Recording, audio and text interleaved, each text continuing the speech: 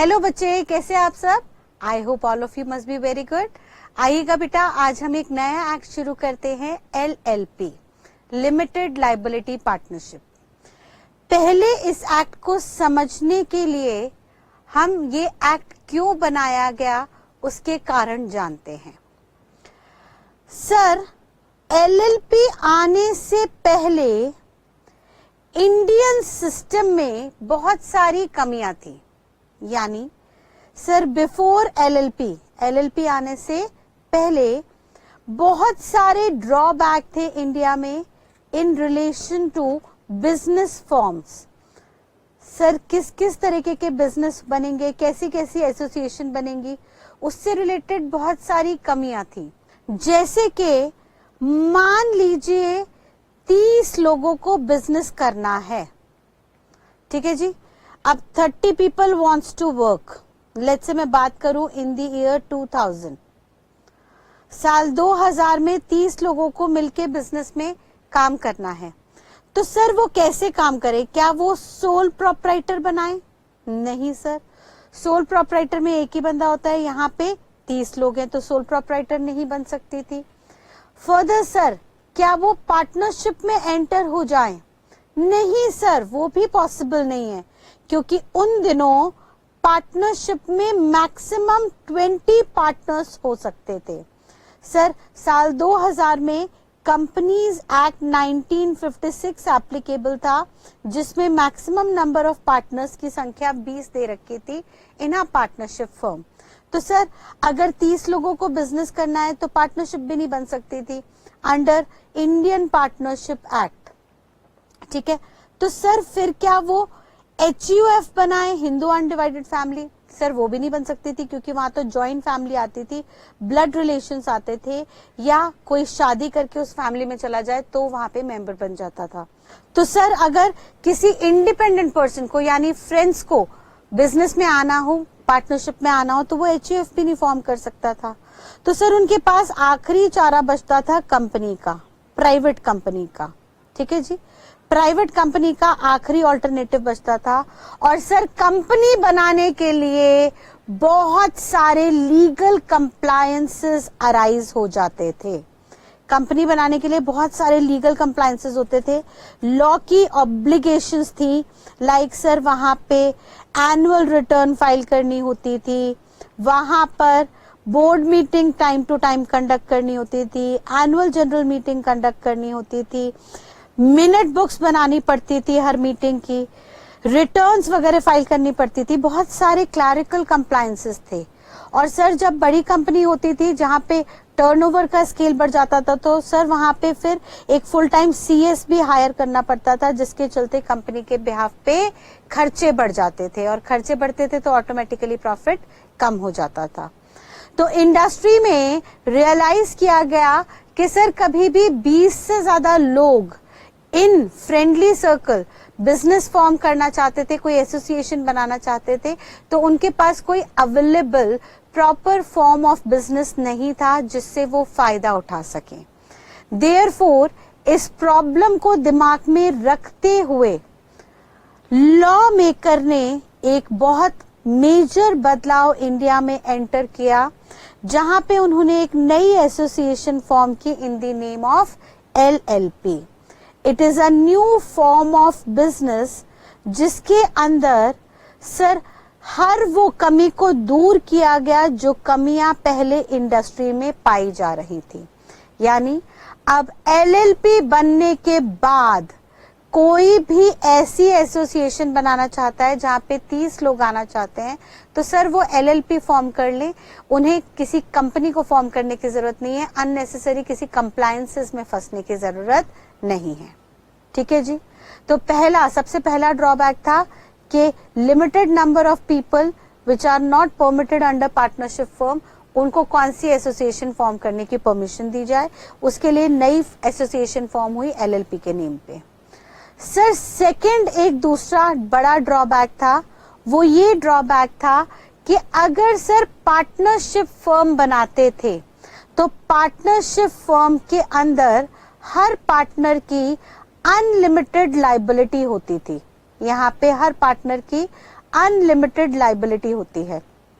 ठीक है, आज भी पार्टनरशिप फॉर्म इंडिया में एप्लीकेबल है, यानी ऐसा नहीं हुआ कि एलएलपी बनने के बाद पार्टनरशिप खत्म कर दी, नहीं सर। आज भी इंडियन पार्टनरशिप एक्ट 1932 के तहत आप कोई भी नॉर्मल पार्टनरशिप फॉर्म कर सकते हो, जहां पे हर पार्टनर की लाइबिलिटी अनलिमिटेड हो जाती है। यानी कल को फर्म के अंदर अगर पैसों की जरूरत है तो हर पार्टनर को अपने कैपिटल कंट्रीब्यूशन रेशियो में पैसा लगाना पड़ेगा, अपने घर से पैसा लाना पड़ेगा। और तो और सर, पार्टनरशिप फर्म में हर पार्टनर एक दूसरे के बिहाफ पे एज एन एजेंट काम करता है, एज वेल एज हर दूसरे पार्टनर के लिए एज अ प्रिंसिपल बन जाता है, लायबल बन जाता है। यानी सर अगर एक पार्टनर गलती कर रहा है, एक पार्टनर की वजह से लॉसेस हो रहे हैं, तो उन लॉसेस को बाकी सब पार्टनर्स को भरना पड़ रहा है, भरपाई करनी पड़ रही है, कंपनसेट करना पड़ रहा है। तो सर ये थोड़ा सा टेक्निकल टीडियस इश्यू था। इंडस्ट्री में बहुत से लोग ऐसे जुड़ना चाहते थे जो अपनी लाइबिलिटी लिमिटेड करना चाहते थे। तो सर अगेन एलएलपी फॉर्म किया गया ये बात को ध्यान में रखते हुए कि अगर कभी भी किसी एसोसिएशन के अंदर जो उसके मेंबर्स हैं वो अपनी लाइबिलिटी लिमिटेड रखना चाहते हैं, यानी हर मेंबर अपने अपने काम की जिम्मेदारी लेना चाहता है, किसी और को अपने काम की जिम्मेदारी नहीं देना चाहता, तो उसके लिए बेहतर होगा इस तरीके के एसोसिएशन बना लें जिसको गवर्नमेंट ने नाम दिया एलएलपी का। ठीक है जी। देन जो थर्ड ड्रॉबैक था वो ये ड्रॉबैक था कि सर बड़ी बड़ी globally multinational companies, multinational partnership firms India के साथ कम जुड़ना चाहती थी।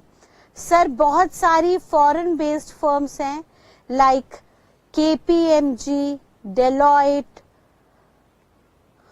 पीडब्ल्यूसी एटसेट्रा एटसेट्रा एटसेट्रा, जो इंटरनेशनल लेवल पे काम कर रही है और उनके पास 1000 से ज्यादा पार्टनर्स हैं। तो ऐसे में कोई इंटरनेशनल फर्म अगर इंडियन फर्म के साथ टाई अप करना चाहे तो सर वो फर्म के साथ, इंडियन फर्म के साथ ज्यादा मेल नहीं खा पाती थी, क्योंकि उन दिनों साल 2000 में फर्म के अंदर, पार्टनरशिप फर्म के अंदर मैक्सिमम 20 पार्टनर होते थे, जो अब 2013 के बाद बढ़ा के 50 तक कर दिए हैं। तो सर सोचिए कहाँ पे एक इंटरनेशनल फर्म जहाँ पे 1000 पार्टनर हैं, क्या वो ऐसी फर्म के साथ टाई अप करना चाहेंगे जहाँ पे 20, 25, 30, 50 पार्टनर्स हैं? नहीं सर। उन्होंने कहा सर आपकी फर्म तो बहुत छोटी फर्म है, हमें आपके साथ काम नहीं करना। तो बेचारे इंडियन फर्म वाले कहने लगे सर हमारी क्या गलती है, हमारे यहाँ तो लॉ में रिस्ट्रिक्शन के चलते मजबूरी है कि हम 50 या 20 से ज्यादा पार्टनर्स नहीं ला सकते। सर 20 पार्टनर थे अप टू 2013 और देन 50 पार्टनर्स हो गए 2013 ऑनवर्ड्स। ठीक है, तो सर ये लॉ में रिस्ट्रिक्शन दी है, इसमें हमारी गलती थोड़ी ना है। तो भाई इंटरनेशनल फर्म्स ने कहा नहीं नहीं सर हम कुछ नहीं कर सकते, हमारे मुकाबले आप बहुत छोटी फर्म हो, देयरफॉर हम आपके साथ टाई अप नहीं करना चाहते। यानी अल्टीमेटली इस रिस्ट्रिक्शन के चलते हम ग्लोबली बैकवर्ड होते चले गए सर, हम पिछड़ते चले गए, बड़ी बड़ी ग्लोबल एजेंसीज हमारे साथ नहीं जुड़ रही थी, ये हमें एक मेजर ड्रॉबैक दिखा। तो अगेन हमने एक नई बिजनेस फॉर्म बनाने की सोची in the name of LLP, जहां पे हमने मैक्सिमम नंबर ऑफ मेंबर्स पे कोई रिस्ट्रिक्शन नहीं डाली। हमने कहा सर अनलिमिटेड कितने भी मेंबर्स आप एलएलपी के अंदर एड ऑन कर सकते हैं। ठीक है, एंड देन लास्टली उन्होंने कहा कि सर जब भी लीगल कंप्लायंसेस की बात आती थी, जब भी लीगल कंप्लायंसेस की, लाइक किसी कंपनी का ऑडिट, जीएसटी का ऑडिट, स्टॉक का ऑडिट, कॉस्ट का audit, secretarial audit, financial audit etcetera etcetera etcetera, या बहुत सारे जब सर्टिफिकेशन का काम आता था तो सर लॉ मेकर इंडिविजुअल या फर्म को ही प्रेफरेंस देता था, वो कभी भी कंपनी वगैरह को प्रेफरेंस नहीं देता था।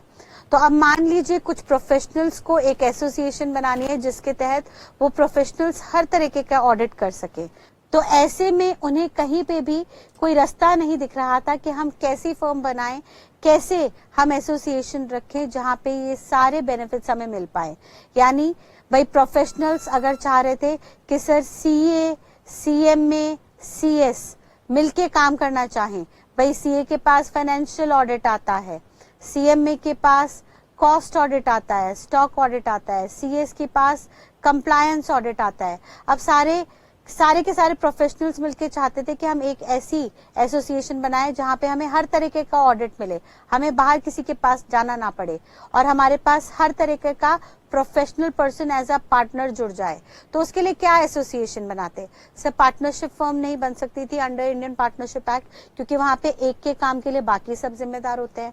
जबकि ये प्रोफेशनल चाह रहे थे कि भैया हर बंदा अपना अपना काम देखे, सीएम में कॉस्ट ऑडिट देखे, सीए फाइनेंशियल ऑडिट देखे, सीएस कंप्लायंस ऑडिट देखे, और जो अपना काम कर रहा है वो अपने ही काम के लिए रिस्पॉन्सिबल रहे, दूसरा पर्सन औरों के काम की रिस्पॉन्सिबिलिटी ना उठाए। तो ऐसे में कोई एसोसिएशन नहीं बन पा रही थी और इंडस्ट्री में बहुत बड़ी कंफ्यूजन चल रही थी, जिसको एक कमिटी ने रिजॉल्व किया, which is known as JJ Irani committee. Sir ये वही कमिटी है जिन्होंने कंपनीज एक्ट 2013 बनाया और इन्होंने ही एलएलपी फॉर्म किया। इस कमिटी ने एलएलपी जैसी एक ऑर्गेनाइजेशन, एक new form of business introduce किया, जिसमें वो सारे बेस्ट फीचर्स डाल दिए जो पुरानी एसोसिएशंस के अंदर एग्जिस्टेंस में थे।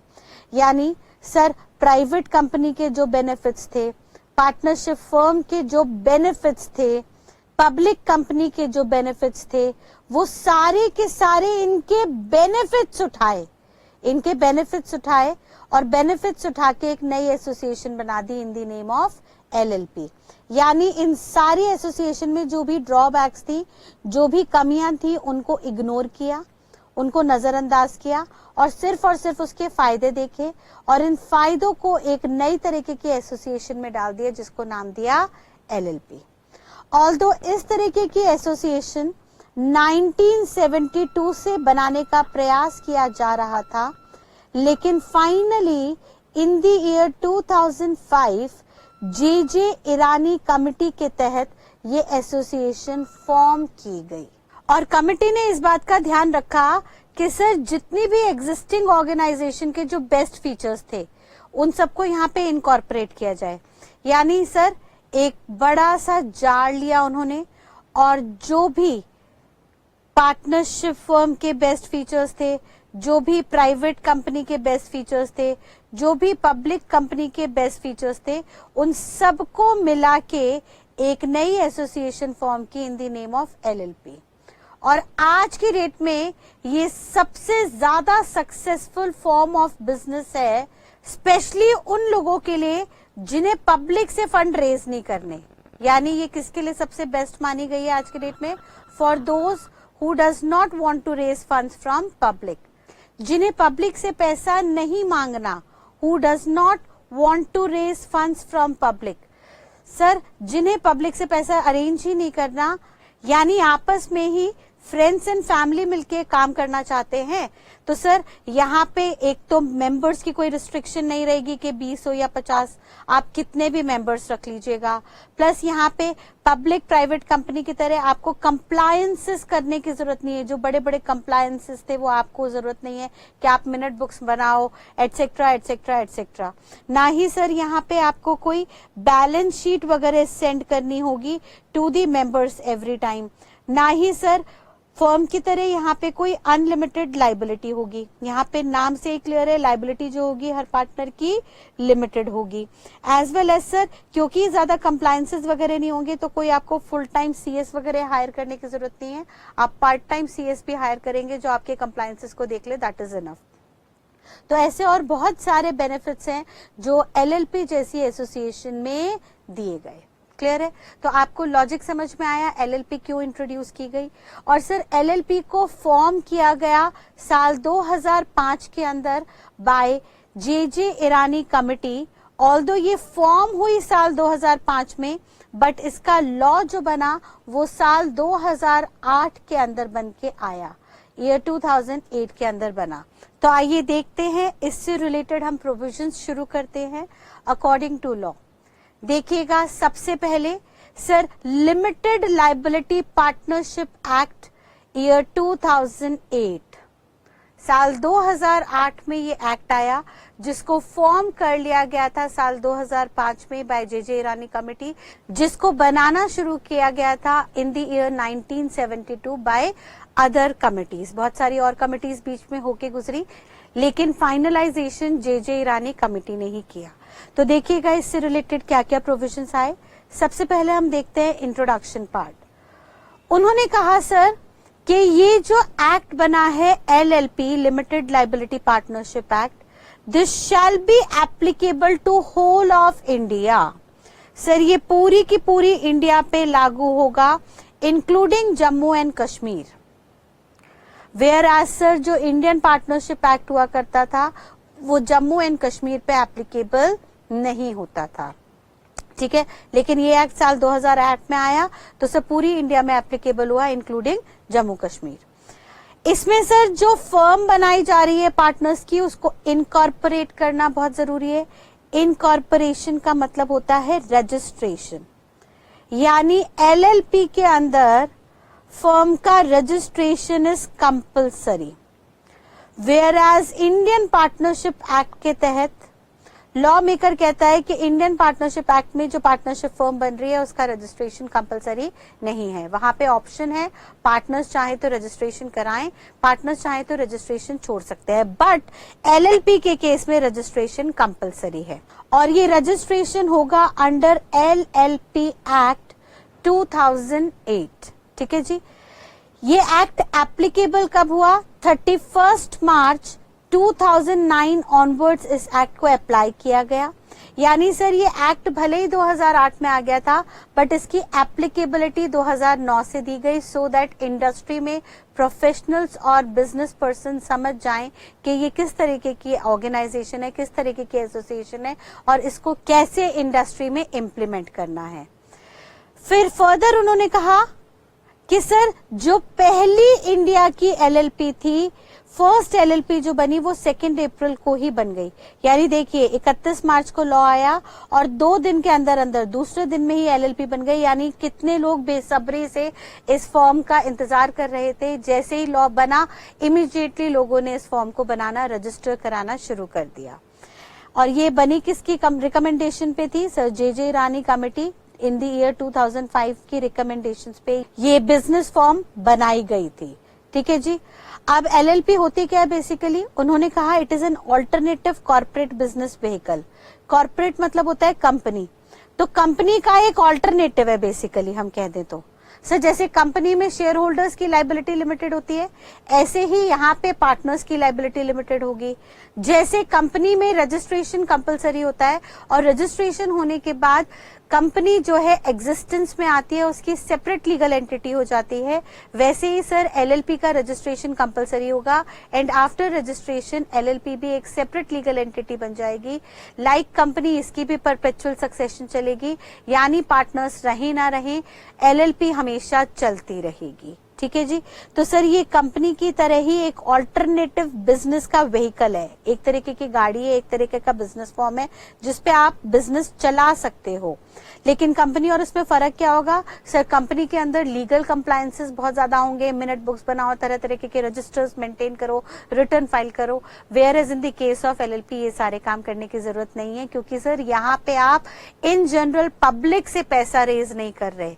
कंपनी के केस में पब्लिक से फंड्स रेज किए जाते हैं, देयरफॉर वहां पे कंप्लायंसेस बहुत ज्यादा होते हैं in order to protect the interest of general public.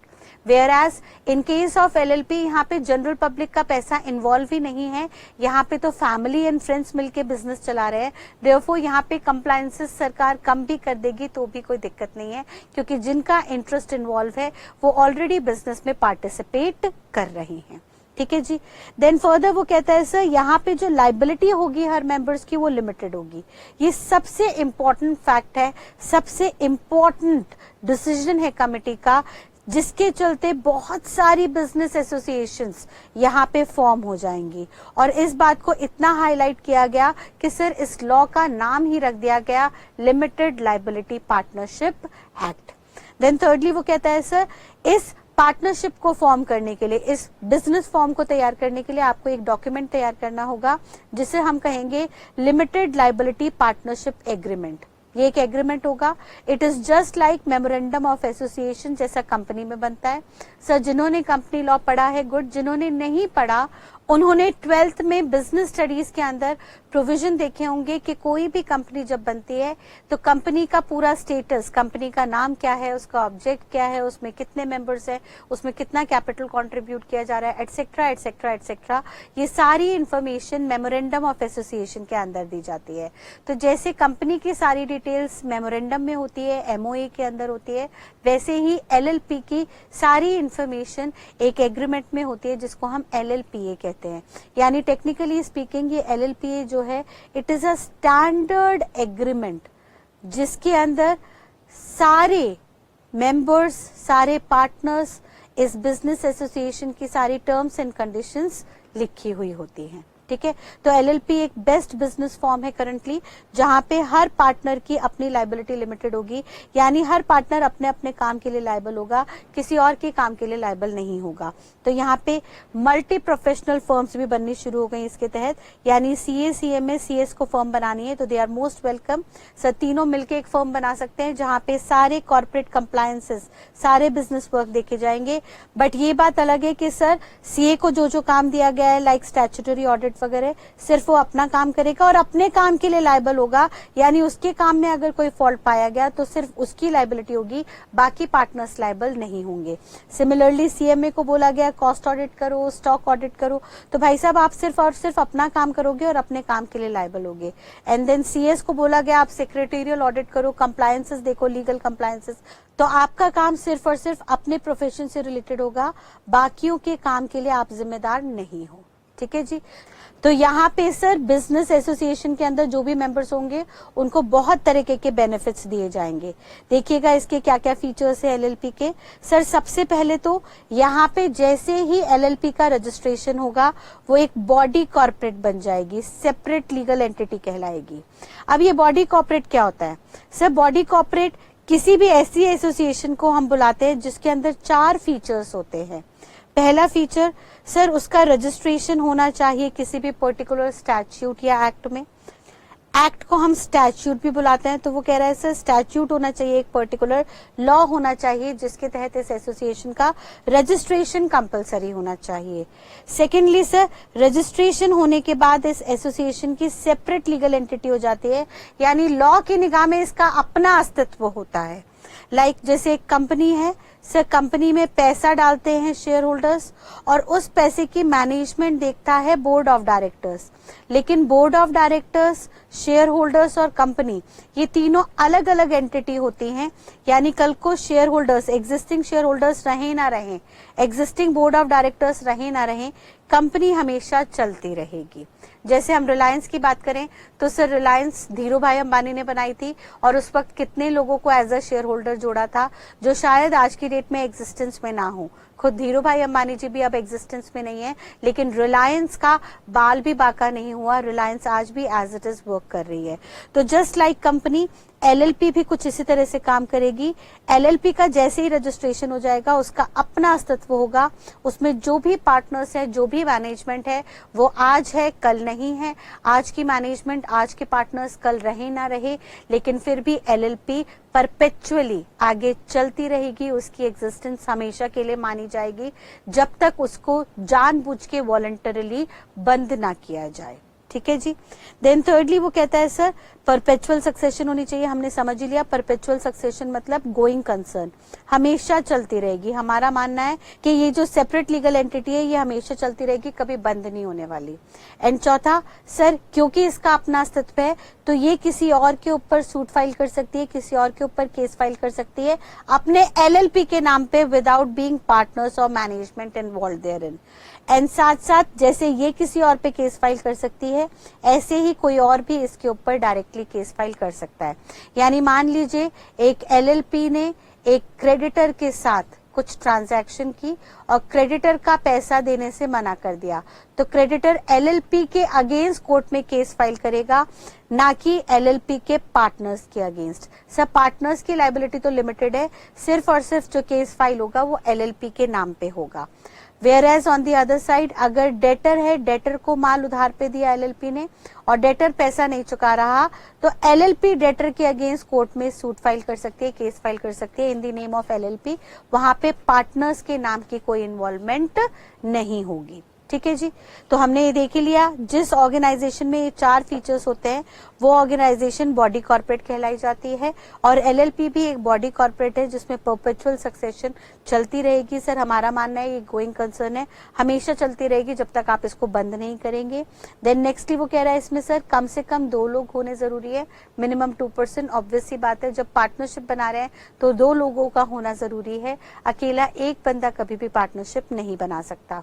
लेकिन यहाँ पे अनलाइक नॉर्मल पार्टनरशिप एक एडिशनल कंडीशन डाली गई और लॉ मेकर ने कहा कि सर कोई भी 2 लोग आ सकते हैं यहाँ पे, लेकिन उन दोनों में से एक बंदा इंडियन रेजिडेंट होना जरूरी है।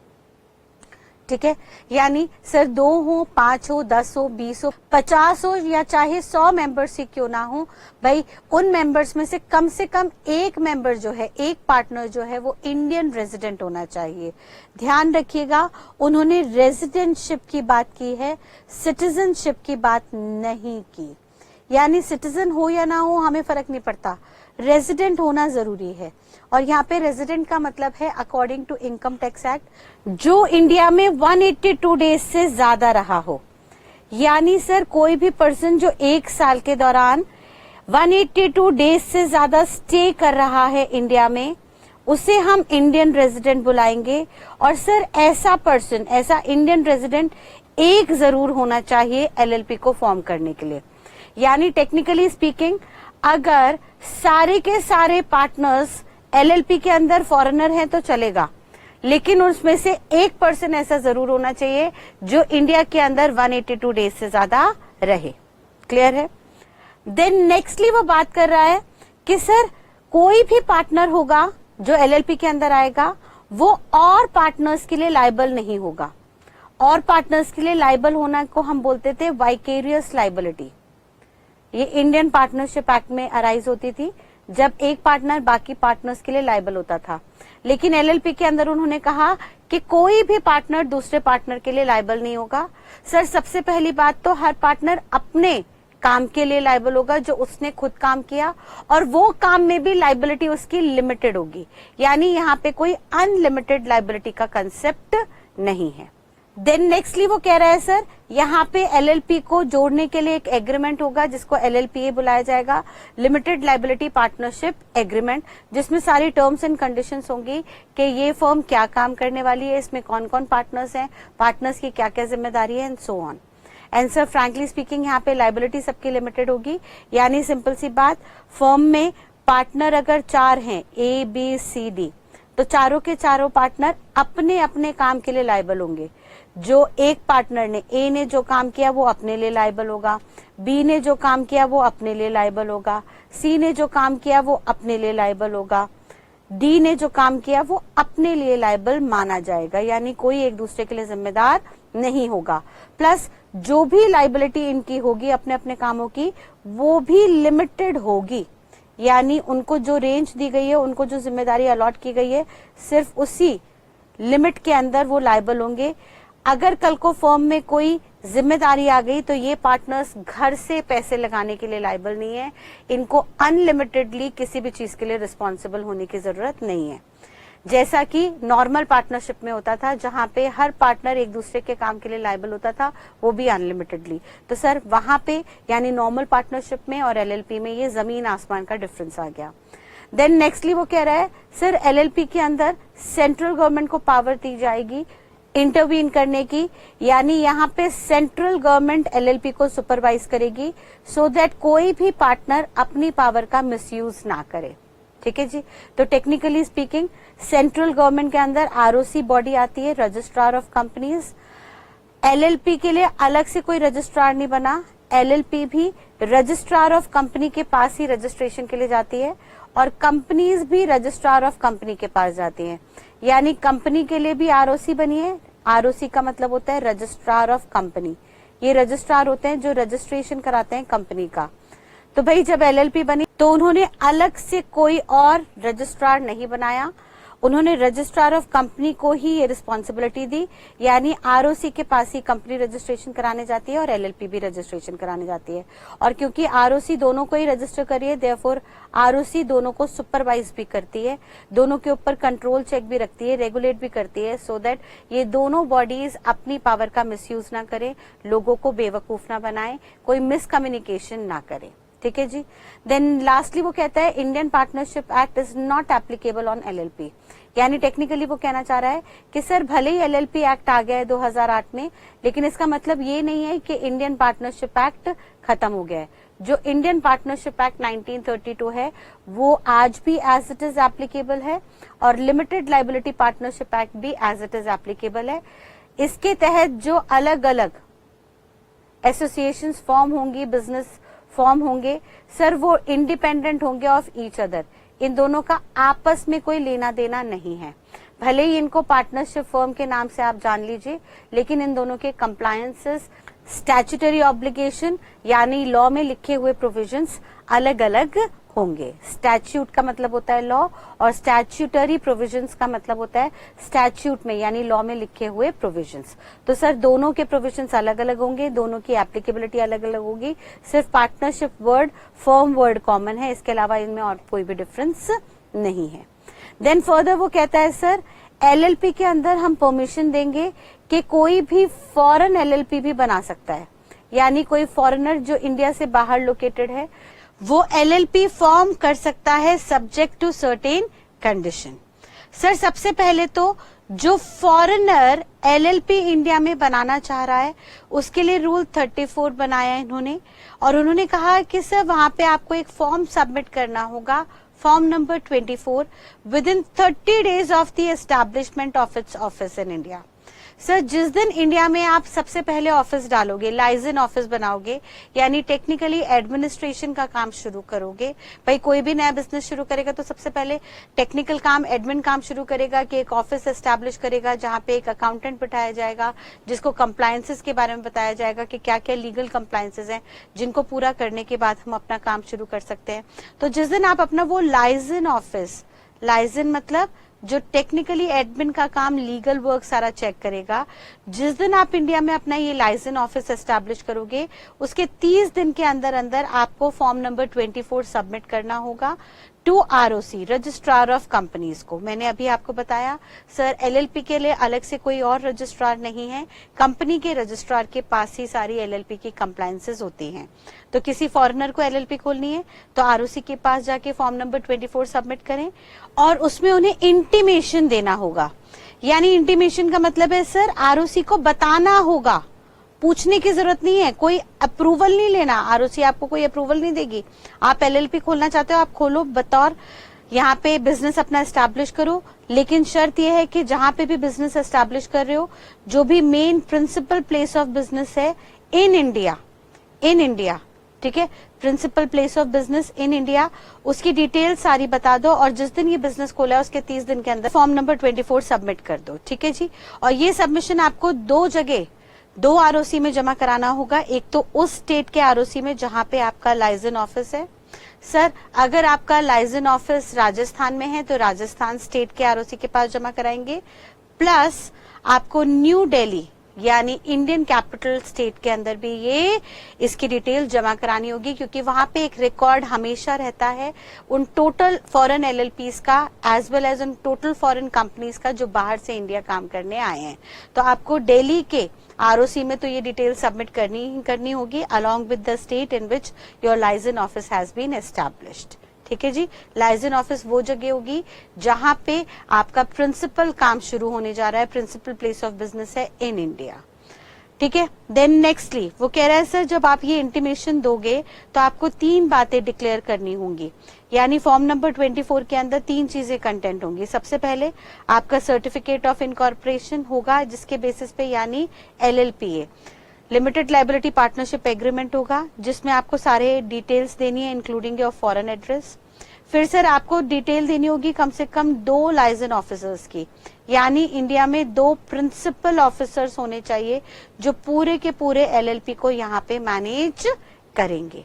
एंड देन लाइजन ऑफिस का डिटेल एड्रेस कि आपका ऑफिस कहाँ पे लोकेटेड है। ये तीनों इंफॉर्मेशन आपको फॉर्म नंबर 24 में देनी होगी।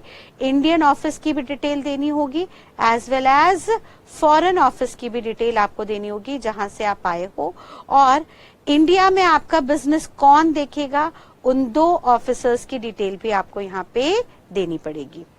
जब आप ये सारी डिटेल दे दोगे तो टेक्निकली उसके बाद आरओसी, ऑब्वियसली अप्रूवल तो नहीं दे रहा है, आपने सिर्फ इंटीमेशन दी है, तो आरओसी ये सारे अपना रिकॉर्ड में चढ़ा लेगा और आप एज एन एलएलपी इंडिया में काम शुरू कर सकते हो। क्लियर है बेटा? So this is about foreign LLP. ठीक है जी, यहां तक की बात क्लियर। आगे देखिएगा फर्दर वो क्या कह रहा है।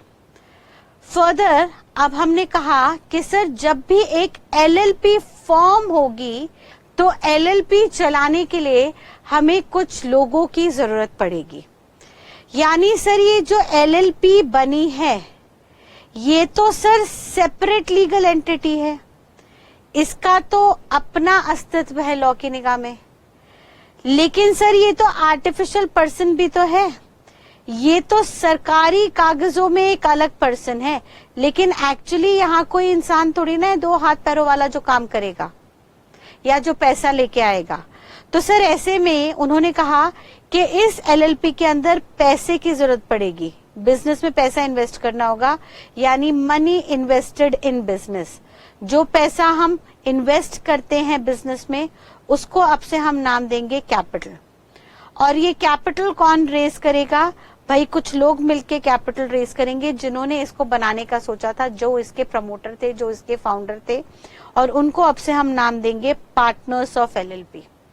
यानी जो पार्टनर्स हैं वो एलएलपी के अंदर फंड्स रेज करेंगे, और ये पार्टनर्स कितने भी हो सकते हैं। हमने कहा सर 2 से लेके इनफाइनाइट तक कितने भी आप पार्टनर्स रख सकते हो। लेकिन मान लीजिए एक एलएलपी में 700 पार्टनर्स हैं, तो क्या 700 partners practically day to day affairs के काम को देख पाएंगे, एक एक काम को मैनेज कर पाएंगे साथ में? नहीं सर, 2 लोगों को ही एक फैसले पे लाना बड़ा मुश्किल होता है, एक कंसेंट पे लाना बड़ा मुश्किल होता है, तो इतने सारे लोगों को हम कहां से मैनेज करेंगे? भाई इतने लोग मैनेजमेंट तो दूर, आपस में ही डिस्कशन हेल्दी नहीं कर पाएंगे, लड़ाई झगड़े ज्यादा होंगे, बहसबाजी ज्यादा होगी, तो सर ऐसे में इन लोगों से मैनेजमेंट नहीं कराएंगे। इनको कहा गया कि भैया आप पैसे रेज करो और आप लोग एक मैनेजमेंट को सिलेक्ट करो, कुछ लोगों को अपॉइंट करो to manage the day to day affairs of the business. और फिर ये पार्टनर्स जिन्होंने फर्म के अंदर पैसा डाला है वो फिर मैनेजमेंट कंडक्ट करने के लिए, मैनेजमेंट को हैंडल करने के लिए कुछ लोगों को इलेक्ट करेंगे, जिनको अब से हम नाम देंगे डेजिग्नेटेड पार्टनर्स। यानी ध्यान रखिए एलएलपी कुछ कुछ कंपनी की तरह है। जैसे कंपनी में कंपनी के अपने सेपरेट लीगल एंटिटी के फीचर्स होते हैं, लेकिन कंपनी में पैसा कौन रेज करता है? Share holders. तो जैसे शेयर होल्डर्स कंपनी में पैसा रेज करते हैं वैसे ही एलएलपी के अंदर पार्टनर्स पैसा रेज करेंगे। और जैसे कंपनी की day to day affairs board of directors manage करते हैं, वैसे ही एलएलपी के अंदर हम डेजिग्नेटेड पार्टनर्स को अपॉइंट करेंगे जिनकी जिम्मेदारी होगी डे टू डे अफेयर्स को मैनेज करना, बिजनेस को मैनेज करना। यानी अब से हम दिमाग में बैठा लेते हैं कि भाई अब से 3 एलिमेंट होंगे एक एलएलपी के अंदर। पहला होगा खुद एलएलपी, दूसरा उसके अंदर के पार्टनर्स, और तीसरा उसकी मैनेजमेंट यानी designated partners.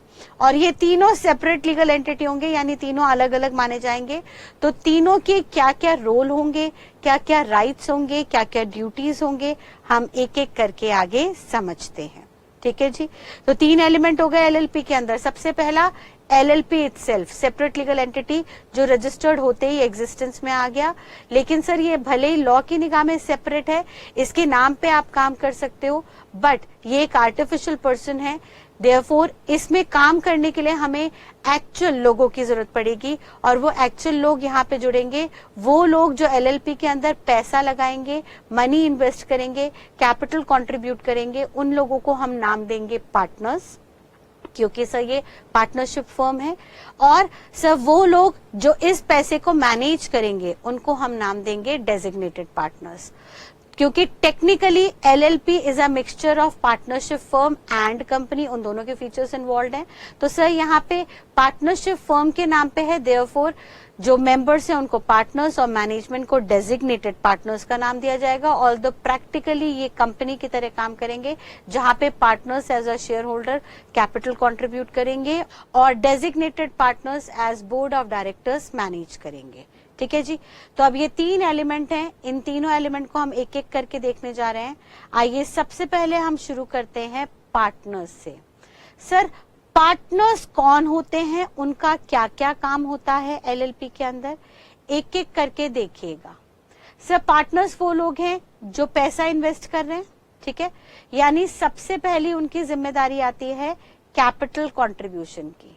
They are the people who invest money in business, who invest money in business of LLP। ये वो लोग हैं जिन्होंने LLP के बिजनेस में पैसा लगाया है, यानी कैपिटल कंट्रीब्यूट किया है। तो सर ये कैपिटल किस किस फॉर्म में कंट्रीब्यूट कर सकते हैं? सर ये यहाँ पे टेंजिबल इंटेंजिबल गुड्स दे सकते हैं, यानी सर टेंजिबल के नाम से लेट्स से लैपटॉप, कोई मशीनरी, कोई equipment, typewriter, printer etcetera etcetera यहाँ पे दे सकते हैं। या इनटेंजिबल का मतलब सर कोई पार्टनर अपनी गुडविल लेके आ सकता है कि भाई मेरा बहुत नाम है इंडस्ट्री में और मैं अपनी गुडविल, अपना नाम आपके साथ जोड़ रहा हूं, अब मेरा नाम आपके साथ जुड़ा है तो ऑटोमेटिकली आपका बिजनेस आगे बढ़ेगा ही बढ़ेगा। फॉर एग्जाम्पल एक छोटा सा एग्जाम्पल ले लेते हैं कि लेट्स से कुछ फ्रेश अकाउंटेंट्स ने, लेट्स से कुछ chartered newly qualified chartered accountants, newly qualified cost accountant and newly qualified company secretary ने एक एलएलपी फॉर्म की। लेकिन सर ये तीनों के तीनों ही फ्रेशर थे और इन्हें आगे बैंक की एम्पैनलमेंट में आना था, बैंक का ऑडिट उठाना था, बैंक के कंप्लायंसेस देखने थे। तो भाई बैंकर्स कहते हैं कि हम तो लेट्स से किसी पर्टिकुलर बैंक की पॉलिसी है कि हम भाई उन्हीं प्रोफेशनल्स को हायर करेंगे जिनके पास 15 साल का एक्सपीरियंस है। तो ये तीनों मिलके क्या करते हैं, एक क्वालिफाइड चार्टर्ड अकाउंटेंट को अपने साथ जोड़ लेते हैं जिनके पास 20 साल का एक्सपीरियंस है, और वो क्वालिफाइड अकाउंटेंट, वो क्वालिफाइड चार्टर्ड अकाउंटेंट इनकी फर्म के पार्टनर बन जाते हैं और एज अ पार्टनर वो सिर्फ और सिर्फ अपने 20 साल का तजुर्बा लेके आते हैं। मतलब एज अ पार्टनर वो सिर्फ और सिर्फ अपनी गुडविल लेके आ रहे हैं बिजनेस के अंदर, कोई पैसा कंट्रीब्यूट नहीं कर रहे, हो सकता है। तो अब बाकी पार्टनर्स ने कहा ठीक है सर, आपका हम नाम यूज करेंगे, आपका एक्सपीरियंस यूज करेंगे और बड़े बड़े ऑडिट, बड़े बड़े प्रोजेक्ट उठाएंगे। तो सर यहाँ पे टेक्निकली इन न्यू कमिंग पार्टनर ने क्या कंट्रीब्यूट किया, गुडविल कंट्रीब्यूट की। और सर हो सकता है कैश या नॉन कैश फॉर्म में भी कंट्रीब्यूशन आ जाए। कैश में तो सर सिंपल सी बात है, भाई पैसा लगाएगा पार्टनर। नॉन कैश में किसी भी और तरह से इन काइंड, जैसे अभी हमने देख ही लिया, in kind tangible intangible items contribute कर दिए या मूवेबल इमूवेबल आइटम्स कंट्रीब्यूट कर दिए। मूवेबल का मतलब कार वगैरह ले आए, गाड़ी ले आए, मैन्युफैक्चरर थे तो ट्रक वगैरह ले आए। या इमूवेबल, भाई उनके पास लैंड बिल्डिंग खाली जगह पड़ी थी, उन्होंने ऑफिस या फैक्ट्री रन करने के लिए अपनी लैंड बिल्डिंग दे दी। तो भाई इन काइंड, टेंजिबल इंटेंजिबल या मूवेबल इमूवेबल नेचर के जो भी इन काइंड कंट्रीब्यूशन दिए पार्टनर ने, उनको नॉन कैश नाम दिया। और सर नॉन कैश जब भी कंट्रीब्यूशन आया तो एलएलपी एक्ट कहता है कि सर फिर उस नॉन कैश कंट्रीब्यूशन को आपको वैल्यू कराना पड़ेगा। यानी सर मान लीजिए एक पार्टनर गुडविल लेके आया, भाई हमने कहा यहाँ पे एक सीनियर चार्टर्ड अकाउंटेंट गुडविल लेके आए, अपने 20 सालों का तजुर्बा हमारी फर्म में लेके आए। तो सर उनकी गुडविल जो जुड़ी है आपके साथ, उनकी गुडविल की वैल्यू को आपको वैल्यूएशन कराना पड़ेगा, उसकी वैल्यू निकालनी पड़ेगी। उनकी गुडविल की वैल्यूएशन होगी और वो वैल्यूएशन किसके द्वारा होगी, या तो चार्टर्ड अकाउंटेंट या कॉस्ट अकाउंटेंट के द्वारा। या ये वैल्यूएशन जो होगी आप करवा सकते हो by panel of valuers maintained by government.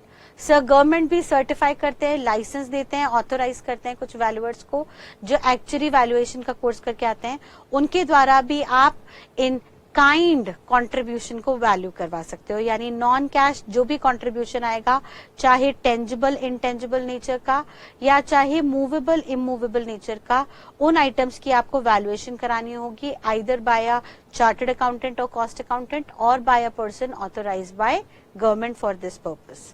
ठीक है जी। देन सेकेंडली वो बात कर रहा है कि सर ये पार्टनर जब कैपिटल कंट्रीब्यूट करेंगे तो साथ साथ उनकी जो लाइबिलिटी होगी इस एलएलपी के अंदर वो लिमिटेड रहेगी। ये बात सेक्शन 27 ने कही। अगर आपको सेक्शन याद हो जाता है तो बहुत बढ़िया, सेक्शन नहीं भी याद होता है तो चिंता की बात नहीं है, आप मेन प्रोविजंस को ध्यान रखिएगा। वो कह रहा है सर हर पार्टनर की लाइबिलिटी एलएलपी के अंदर लिमिटेड होगी। भाई हम शुरू से देख रहे हैं ये तो फर्म बनाई इसलिए गई है कि सबकी लाइबिलिटी लिमिटेड रह सके। तो सबसे पहली बात, जो ऑब्लिगेशन होगी एलएलपी की वो सोल ऑब्लिगेशन एलएलपी की मानी जाएगी। यानी बात को समझिएगा वो क्या कहना चाह रहा है। वो कहना चाह रहा है सर मान लीजिए एलएलपी के अंदर जो एसेट्स है वो 50 लाख के हैं और जो लाइबिलिटीज है वो 70 लाख की है। ठीक है, मान लीजिए कुछ लाइबिलिटी कुछ पैसे लिए थे, वो पैसे डूब गए, लॉस में चले गए। ठीक है, पैसा डूब गया। अब ऐसे में एलएलपी की लाइबिलिटीज एसेट से ज्यादा हैं, तो क्या हम सब पार्टनर्स को कहें, पार्टनर 1, पार्टनर 2, पार्टनर 3 को कहें कि भाई जो डेफिसिट है 20 लाख का वो अपने घर से लेके आइए? लॉ मेकर कहता है नहीं सर, यहाँ पे हर पार्टनर की लाइबिलिटी लिमिटेड है। जितना पार्टनर ने वादा किया था उतने के लिए तो वो लायबल है, लेकिन उसके बियॉन्ड उसके ऊपर कोई अनलिमिटेड लाइबिलिटी नहीं आएगी। कल को अगर एलएलपी के अंदर कुछ भी कमी पेशी रही तो उसके लिए एलएलपी जिम्मेदार है, पार्टनर जिम्मेदार नहीं माने जाएंगे। और अगर हालात और ज्यादा बिगड़ गए, कल को पता लगा एसेट्स 20 लाख के ही रह गए, तो सर हो सकता है कोर्ट ऑर्डर पास कर दे इस एलएलपी को वाइंड अप करने का, बंद करने का, डिसॉल्व करने का, सो दैट इस एलएलपी के एसेट्स को कोर्ट बिकवा के उनके लाइबिलिटी होल्डर्स को पेमेंट देके इस एलएलपी को बंद कर दे। यानी अगर कोई एलएलपी लगातार लॉसेस में जा रही है, प्रॉफिट नहीं कमा रही है, तो ऐसे में लाइबिलिटी होल्डर्स को प्रोटेक्ट करने के लिए कोर्ट चाहे तो एलएलपी को बंद करवा सकता है और जितने भी एसेट्स है एलएलपी के वो सिर्फ और सिर्फ एलएलपी के ही माने जाएंगे क्योंकि वो सेपरेट लीगल एंटिटी है। तो सारे एसेट्स, सारी लाइबिलिटी एलएलपी की होगी, ना कि उनके पार्टनर्स की। पार्टनर्स की तो लाइबिलिटी सिर्फ और सिर्फ लिमिटेड रहेगी। देन सेकेंडली वो कह रहा है partner is not personally liable for the obligation of LLP. यानी हमने देख लिया सर कल को अगर फर्म में पैसों की कमी पड़ गई तो पार्टनर्स पर्सनली लायबल नहीं होंगे, उन्हें घर से कोई पैसा लाने की जरूरत नहीं है, जैसा हम नॉर्मल पार्टनरशिप के अंदर करवाते थे। नॉर्मल पार्टनरशिप में पार्टनर्स पर्सनली लायबल होते थे, उनकी लायबिलिटी अनलिमिटेड होती थी, लेकिन यहाँ पे ऐसा नहीं होगा। यहाँ पे ना तो पार्टनर्स पर्सनली लायबल होंगे और तो और उनकी लायबिलिटी भी जो होगी वो लिमिटेड होगी up to the limit mentioned under LLPA. Agreement में जितनी भी लिमिट्स है सिर्फ उतनी लिमिट तक ही कोई भी इंडिविजुअल पार्टनर लायबल होगा फर्म में। देन नेक्स्टली वो बात कर रहा है LLP is not bound by the act of partners if done outside his authority. भाई एलएलपी अलग है, पार्टनर्स अलग है। पार्टनर्स के काम के लिए एलएलपी जिम्मेदार है, लेकिन एलएलपी के काम के लिए पार्टनर्स सिर्फ लिमिटेडली जिम्मेदार हैं। बट एलएलपी भी पार्टनर्स द्वारा किए हुए काम के लिए कई बार लायबल नहीं रहेगी अगर पार्टनर अपनी अथॉरिटी से बाहर जाके काम कर रहा है। फॉर एग्जाम्पल, भाई एलएलपी ने कहा था पार्टनर्स के पास अधिकार है कि वो फर्म के बिहाफ पे मूवेबल एसेट्स खरीद सकते हैं, स्टॉक खरीद के ला सकते हैं, स्टॉक बेच सकते हैं, लेकिन इमूवेबल प्रॉपर्टी खरीदने का अधिकार हम किसी भी पार्टनर को इंडिविजुअली नहीं दे रहे। अगर एलएलपी के बिहाफ पे कोई भी इमूवेबल प्रॉपर्टी खरीदनी है तो उसके लिए सारे पार्टनर्स की कंसेंट चाहिए। तो ऐसे में सर एक पार्टनर को पता है कि वो इमूवेबल अकेले नहीं ले सकता, लेकिन वो अपनी अथॉरिटी से बाहर जाके इमूवेबल प्रॉपर्टी बेच देता है एलएलपी की। सर एलएलपी का जो ऑफिस है वो बेच देता है बाकी पार्टनर से पूछे बिना, तो सर उसके लिए एलएलपी लायबल नहीं है। यानी जो वो सेल हुई है वो सेल ही इनवैलिड है, वो प्रॉपर्टी एलएलपी की ही रहेगी, उसको बेचने का पार्टनर का अधिकार ही नहीं है। और पार्टनर ने अगर किसी और को बेच के, लेट्स से मिस्टर एक्स को बेचा, 50 लाख में, तो सर अब पार्टनर लायबल होगा कि मिस्टर एक्स को 50 लाख रीपे करे, या जो भी कंपनसेशन एक्स डिमांड कर रहे हैं उसके लिए पार्टनर जो है वो अनलिमिटेडली लायबल हो जाएगा। यानी वो पार्टनर जिसने अपनी अथॉरिटी से बाहर जाके काम किया उसके ऊपर लायबिलिटी आएगी, ना कि एलएलपी पे। एंड देन नेक्स्टली वो कह रहे हैं liability of such person who acted fraudulently shall be liable unlimitedly. इसका मतलब समझिए सर, यहाँ पे लायबिलिटी को लेके कंफ्यूजन रहती है बच्चों को, क्लियर कीजिएगा। सर अगर किसी पार्टनर ने फ्रॉड किया, इंटेंशनली धोखा दिया, फर्म के नाम पे काम करके अपना पर्सनल प्रॉफिट उठाया, तो ऐसे में सर उस पार्टनर की लायबिलिटी अनलिमिटेड भी हो जाएगी अंडर एलएलपी।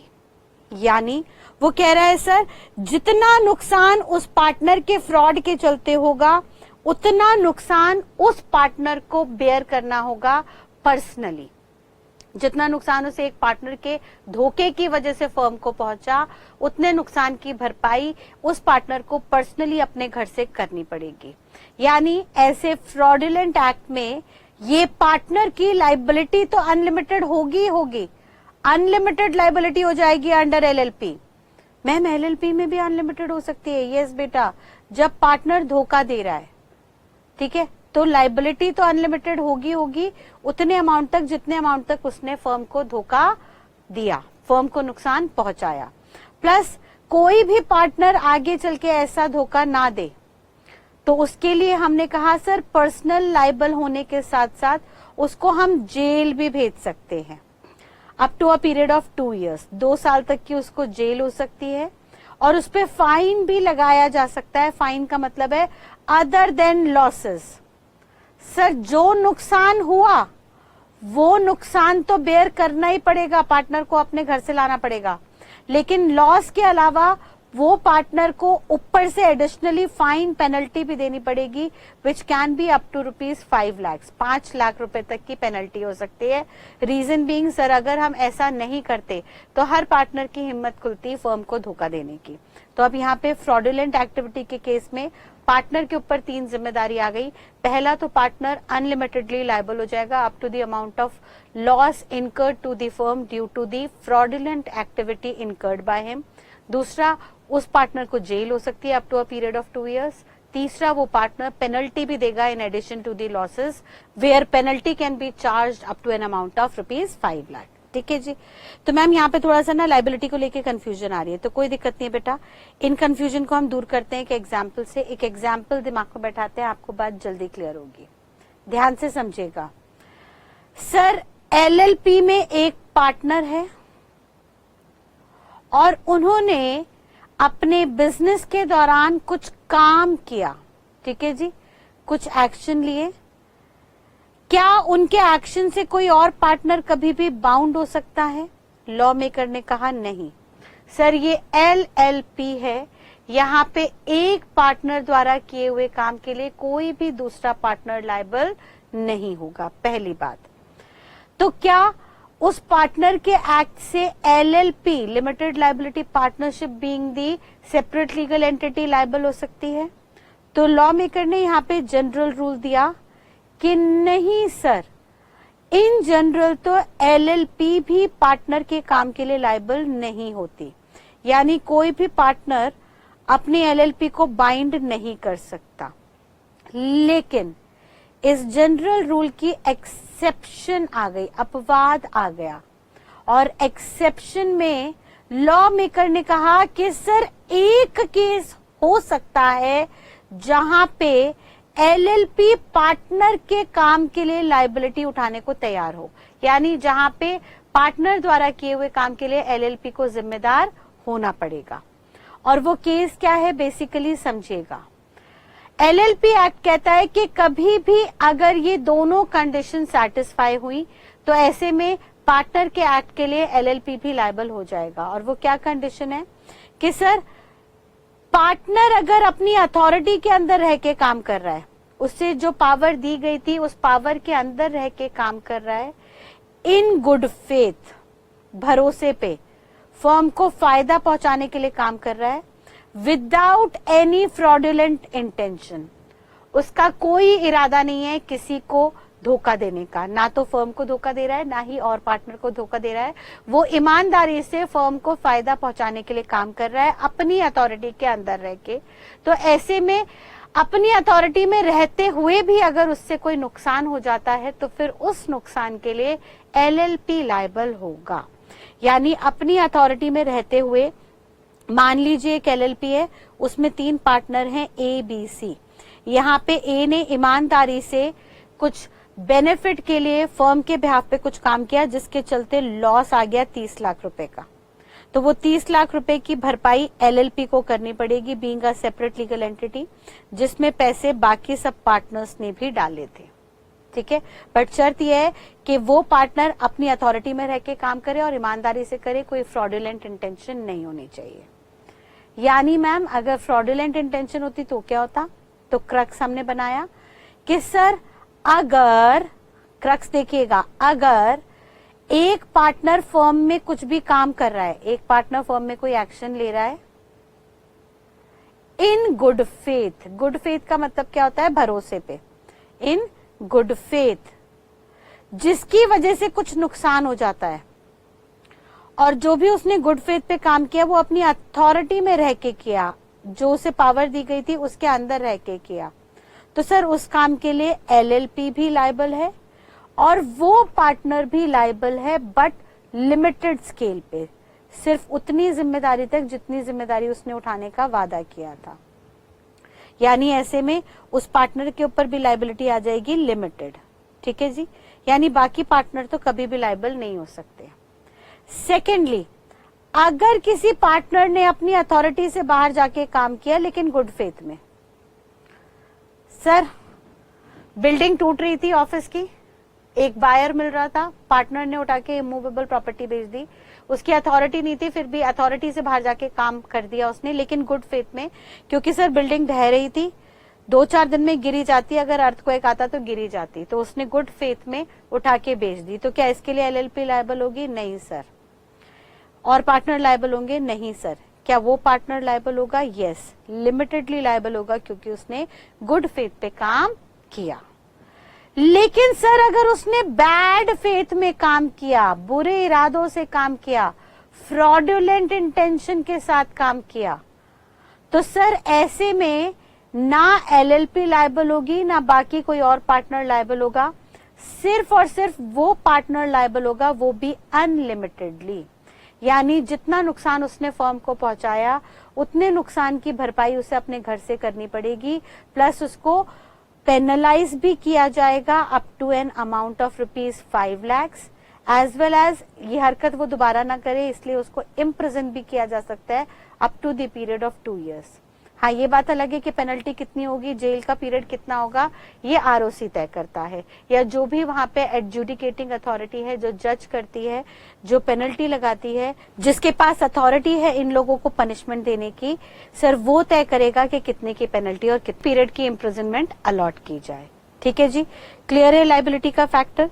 तो उन्होंने कहा सर जब भी कोई पार्टनर होगा तो पार्टनर की जो लायबिलिटी है वो लिमिटेड होगी सब्जेक्ट टू सर्टेन कंडीशन। अगर वो पार्टनर फ्रॉडुलेंट एक्टिविटी कर रहा है तो सर उसकी लायबिलिटी अनलिमिटेड भी हो सकती है। क्लियर है जी। तो पार्टनर का हमने कैपिटल कंट्रीब्यूशन देखा पहले, फिर हमने उसकी लायबिलिटी देखी, अब हम उसकी ऑब्लिगेशन देख रहे हैं।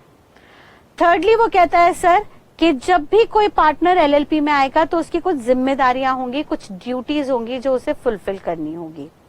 सबसे पहली बात तो सर वो एज एन एजेंट LLP में आया है, यानी वो LLP का एजेंट है और पार्टनर्स का एजेंट नहीं है। हाउएवर सर नॉर्मल पार्टनरशिप जो बनती है अंडर इंडियन पार्टनरशिप एक्ट, उसमें लॉ मेकर कहता है कि हर एक पार्टनर हर दूसरे पार्टनर का एजेंट है, हर एक पार्टनर हर दूसरे पार्टनर का एजेंट है, और हर पार्टनर हर दूसरे पार्टनर का प्रिंसिपल है। यानी 3 पार्टनर है तो तीनों एक दूसरे के प्रिंसिपल भी होंगे और तीनों एक दूसरे के एजेंट भी होंगे। यानी तीनों के पास अधिकार है कि औरों के बिहाफ पे एज एन एजेंट काम करें, और तीनों के ऊपर जिम्मेदारी है कि औरों द्वारा किए हुए काम के लिए वो एज अ प्रिंसिपल लायबल होंगे। बट LLP में ऐसी कोई कंडीशन नहीं है, कोई भी एक पार्टनर दूसरे पार्टनर के काम के लिए लायबल नहीं होगा। सिर्फ और सिर्फ वो पार्टनर LLP के लिए काम करेगा और जब वो पार्टनर गुड फेथ में काम करेगा विद इन हिज अथॉरिटी, अपनी अथॉरिटी में रह के काम करेगा, तो उसके काम के लिए एलएलपी लायबल होगी। अगर इन दोनों में से एक भी कंडीशन मिसिंग हो गई, यानी या तो उसने अथॉरिटी में रह के काम नहीं किया या उसने गुड फेथ में काम नहीं किया, तो ऐसे केस में एलएलपी लायबल नहीं होगी। फिर ऐसे केस में वो पार्टनर ही लायबल होगा।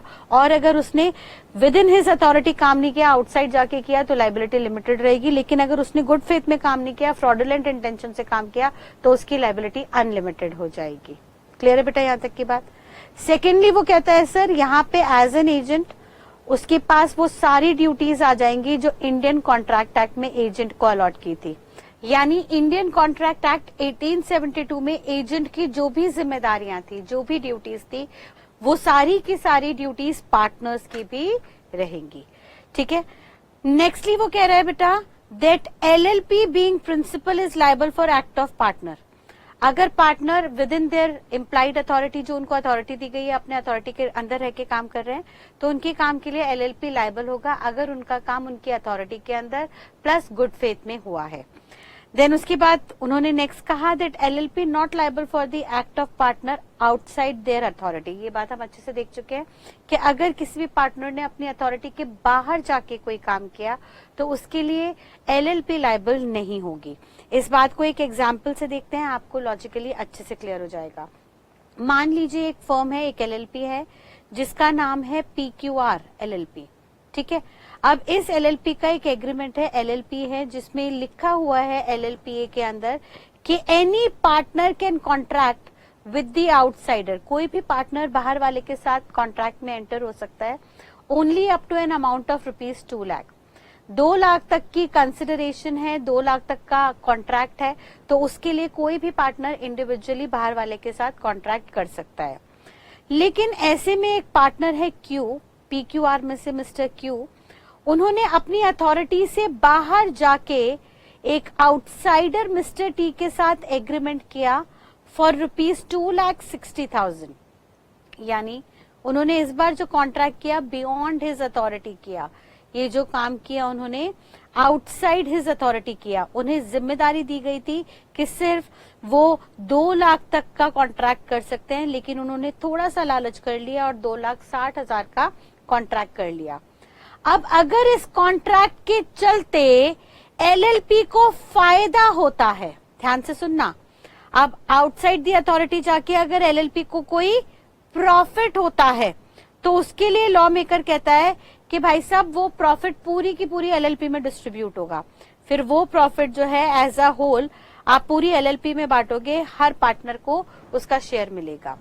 लेकिन अगर गलती से भी उस काम के चलते एलएलपी को लॉस हो गया, अथॉरिटी से बाहर जाने की वजह से एलएलपी को लॉस हो गया, और सर वो जो काम किया था पार्टनर ने वो गुड फेथ में किया था, जिसको हम लैटिन में बोनाफाइड कहते हैं, तो सर ऐसे में बताइए कौन कौन लायबल होगा? हम पीछे अभी देख चुके हैं। क्या और पार्टनर्स लायबल होंगे? मतलब ही नहीं बनता। क्या एलएलपी लायबल होगी? मैम एलएलपी को ना 2 लाख के लिए लायबल कर देते हैं। भाई लॉ मेकर कह रहा है बिल्कुल नहीं, 2 लाख के लिए भी लायबल नहीं होगी एलएलपी, क्योंकि पार्टनर ने अपनी अथॉरिटी से बाहर जाके काम किया। अगर पार्टनर अपनी अथॉरिटी में रह के 2 लाख के अंदर अंदर काम करता तो एलएलपी जिम्मेदारी उठाती। लेकिन अब आपने अपनी अथॉरिटी से बाहर जाके चाहे 1 रुपए का ही एक्स्ट्रा काम क्यों ना किया हो, पूरे के पूरे अमाउंट के लिए, पूरे अमाउंट के लिए, यानी पूरा 2,60,000 के लिए अब वो पार्टनर लायबल हो जाएगा पर्सनली। ठीक है। अब उन्हें अपनी जेब से कंट्रीब्यूट करना होगा ये लॉस। हावेवर अगर हम पिछले कंसेप्ट को ही यहाँ पे मर्ज कर दें कि सर अगर ये लॉसेस बैड फेथ में हुए होते, यानी पार्टनर ने फ्रॉडुलेंट इंटेंशन से काम किया होता, यानी या तो उनके इरादे गलत थे, धोखा देने का इरादा था, या उन्होंने एलएलपी के लॉ का वायलेशन किया, लॉ में लिखे हुए प्रोविजंस को तोड़ा, कॉन्ट्रावीन किया, तो सर ऐसे में लॉ मेकर ने कहा कि भाई बाकी पार्टनर्स तो तब भी लायबल नहीं थे, अब भी नहीं होंगे, ना ही एलएलपी लायबल होगी, रेदर आप लायबल हो जाओगे, वो भी पर्सनली होगे, वो भी अनलिमिटेड।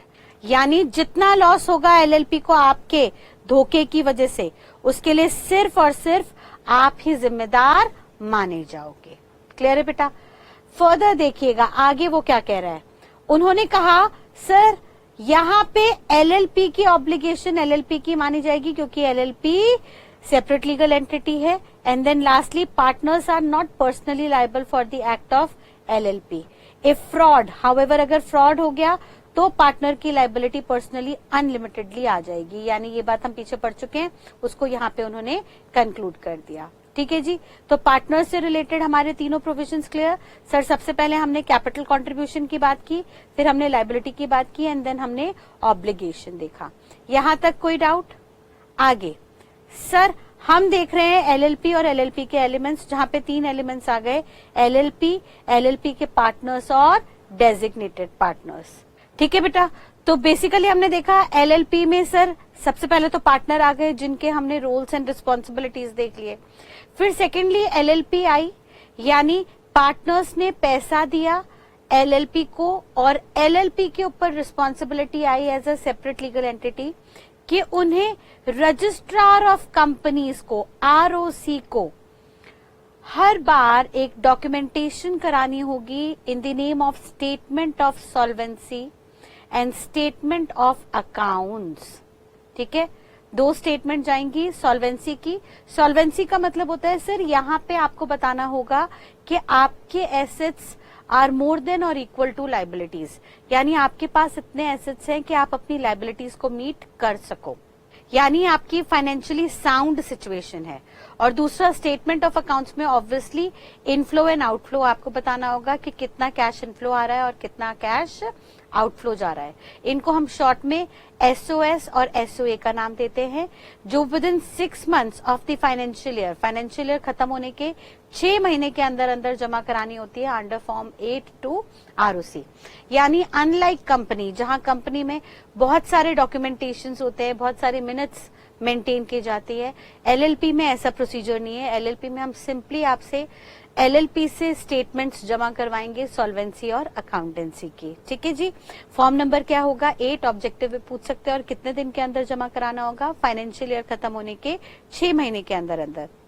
तो सर फाइनेंशियल ईयर है अगर आपका 2021, फाइनेंशियल ईयर 2021 है, 31 मार्च 2021 को फाइनेंशियल ईयर कंप्लीट हो रहा है, तो इसके बाद से 6 महीने क्या हो गए सर? इसके बाद अप्रैल, मई, जून, जुलाई, अगस्त एंड सितंबर 6 महीने हो गए, यानी 30 सितंबर 2021 तक आपको फॉर्म 8 रिस्पेक्टिव आरओसी में डिपॉजिट करना होगा। ठीक है जी, क्लियर है? तो सर हमने देखा, पहले हमने पार्टनर्स की रिस्पॉन्सिबिलिटी देखी, फिर हमने एलएलपी की, और अब हम देखने जा रहे हैं डेजिग्नेटेड पार्टनर्स का रोल। सर ये डेजिग्नेटेड पार्टनर्स कौन होते थे? ये सिंपली मैनेजमेंट कंडक्ट करते हैं एलएलपी की। एलएलपी की जो मैनेजमेंट कंडक्ट करते हैं उनको हम डेजिग्नेटेड पार्टनर्स या डीपी का नाम देते हैं। ठीक है जी। They are just like board of directors in a company. ठीक है, जैसे डायरेक्टर्स मैनेजमेंट देखते हैं, ऐसे ही डेजिग्नेटेड पार्टनर्स की रिस्पॉन्सिबिलिटी होती है कि वो एलएलपी के day to day affairs manage करें और एलएलपी को प्रॉफिट जनरेट करके दें। ठीक है जी। तो आइएगा अब हम डेजिग्नेटेड पार्टनर्स देखते हैं, ये कौन होते हैं, इनका रोल क्या होता है, क्या क्या रिस्पॉन्सिबिलिटीज होती है एंड सो ऑन। सर सबसे पहले तो हमने बात देखी कि ये जो डेजिग्नेटेड पार्टनर्स हैं जिनको हम डीपी बुलाते हैं, इनका प्राइमरी काम होता है एलएलपी की मैनेजमेंट को हैंडल करना, यानी एलएलपी के डे टू डे अफेयर्स को ये ही मैनेज करते हैं। ठीक है, इनके लिए सेक्शन 7 आया जिसमें कुछ कंडीशंस दी डेजिग्नेटेड पार्टनर्स से रिलेटेड। सबसे पहले उन्होंने कहा कि सर कम से कम 2 डेजिग्नेटेड पार्टनर्स होने ही चाहिए। सर किसी भी एलएलपी के अंदर 2 ऑफिशियल्स, 2 हेड होने चाहिए जो पूरी ऑर्गेनाइजेशन को देखें, क्योंकि पार्टनरशिप का मतलब ही है कम से कम 2 लोगों का होना जरूरी है। तो सर यहाँ पे 2 लोगों का होना सिर्फ फंड रेजिंग के लिए नहीं है, एज अ पार्टनर मैनेजमेंट में भी मिनिमम 2 लोगों का होना जरूरी है, क्योंकि अगर मैनेजमेंट में एक ही बंदा है तो सर वो तो सोल प्रोप्राइटर हो जाएगा, या कंपनी आप बना रहे हो तो 1% कंपनी बना लो। लेकिन यहाँ पे एलएलपी में मैनेजमेंट में भी कम से कम 2 या 2 से ज्यादा लोग होने चाहिए, जिसमें से 1 पर्सन इंडियन रेजिडेंट होना जरूरी है। हमने देखा था पीछे सर वो कम से कम इंडिया में 182 डेज से ज्यादा रहा हो, ठीक है। देन सेकेंडली वो कह रहा है सर जो भी ये डेजिग्नेटेड पार्टनर होगा ही shall be answerable for all the acts, जो भी मैनेजमेंट में एक्शंस हो रहे हैं उसके लिए ये डेजिग्नेटेड पार्टनर लायबल है। And he shall be liable for contravention of the act, इस एक्ट में किसी भी प्रोविजन को अगर कोई वायलेट करता है, कोई उसको कॉन्ट्रावीन करता है, तो भाई ये डेजिग्नेटेड पार्टनर लायबल हो जाएगा। और यहाँ पे लायबिलिटी अनलिमिटेड भी हो सकती है अगर उन्होंने fraudulently out of their authority काम किया है, ठीक है। देन उसके बाद नेक्स्टली वो कहता है, कंडीशन डालता है कि हर डेजिग्नेटेड पार्टनर का अपना एक DPIN होना चाहिए। ये DPIN होता है designated partner identification number. Sir जैसे हर लॉ में, जैसे कंपनीज एक्ट में डायरेक्टर्स के लिए एक DIN नंबर है, डायरेक्टर्स आइडेंटिफिकेशन नंबर, या इनकम टैक्स में हर असेसी के लिए एक PAN नंबर है, परमानेंट अकाउंट नंबर, ऐसे ही लॉ मेकर ने कहा कि हम LLP में हर मैनेजरियल ऑफिशियल का यानी डेजिग्नेटेड पार्टनर का एक यूनिक नंबर रखेंगे सो दैट हम ट्रेस कर सके कि वो LLP को सही तरह से मैनेज कर रहे हैं या नहीं। तो जो DPIN होगा वो हर डेजिग्नेटेड पार्टनर के पास होना चाहिए। और अगर कोई पर्सन एट अ टाइम एक कंपनी में डायरेक्टर भी है और उसी वक्त एक किसी दूसरी LLP में डेजिग्नेटेड पार्टनर भी है, तो सर उसके लिए सेम नंबर भी अलॉट हो सकता है।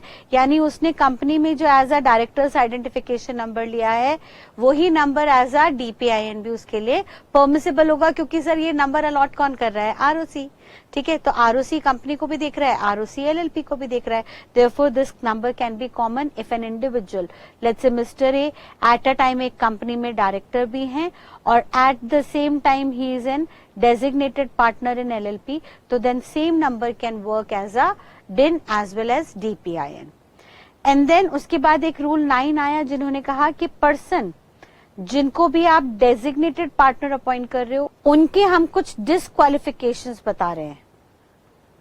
सर यहाँ पे हम आपको कुछ डिसक्वालिफिकेशन बता रहे हैं कि जिस पर्सन को भी आप as a designated partner appoint करो अपने LLP को मैनेज करने के लिए, उनमें ये फीचर्स नहीं होने चाहिए। और ये डिसक्वालिफिकेशन क्या क्या है? सर सबसे पहले तो वो कहता है कि वो एडजज्ड इंसॉल्वेंट नहीं होना चाहिए। एडजज्ड मतलब टू जज, किसी भी कोर्ट ने उन्हें इंसॉल्वेंट जज ना किया, उनको दिवालिया घोषित ना किया हो।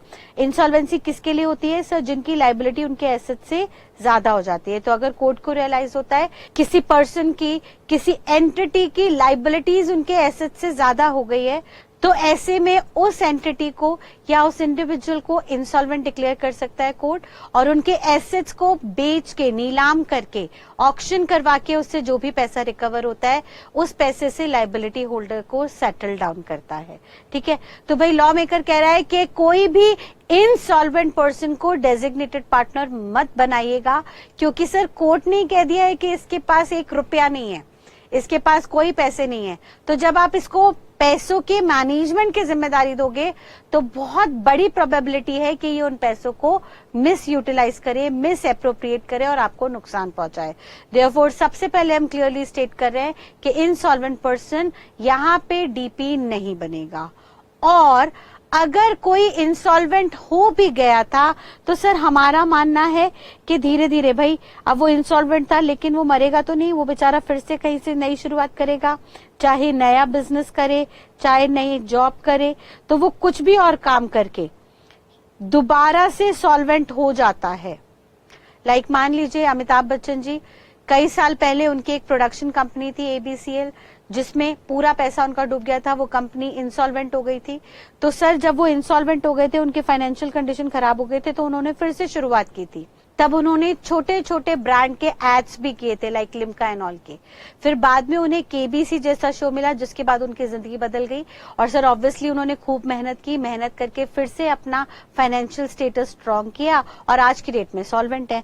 तो आज कोई ऐसी प्रॉब्लम नहीं है। तो उन्होंने कहा सर अगर कोई इंसॉल्वेंट हो भी गया था तो देख लीजिएगा उनके 5 साल बीत चुके हों, यानी जब वो इंसॉल्वेंट हुए थे तो इंसॉल्वेंसी के बाद उनके 5 साल बीत चुके हों, 5 साल के बाद they might be eligible to be appointed as designated partner in an LLP.